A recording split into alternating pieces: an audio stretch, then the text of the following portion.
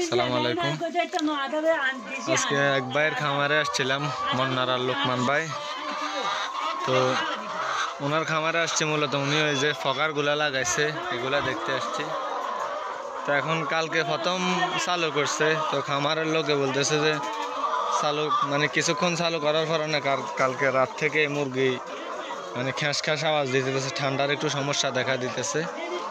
মানে ওনার কথা হিসেবে মানে এটা ভালো থেকে উল্টা ক্ষতির সম্ভাবনাটাই বেশি। তো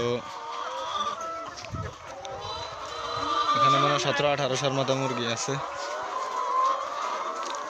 2, 4, 6, 8, 10, 12, 14, 16, 18, 20, 22, 24 গা লাগাইছে কেন।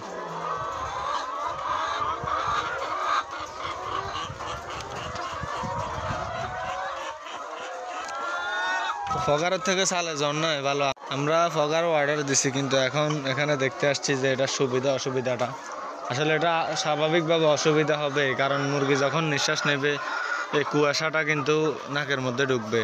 তো আমরা একটু আগে এগুলো চালাইছি, এখন আবার বন্ধ করে দিছে।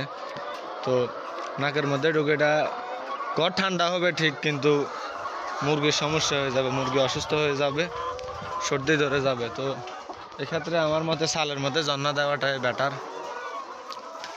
তো যারা ফগারের ভিডিও দেখতেছেন, ভিডিওতে উপদেশ দিচ্ছে, পরামর্শ দিচ্ছে, আমার মতে এটা না করাটাই বেটার। তবু আমিও চেষ্টা করব হয়তো ব্যবহার করার।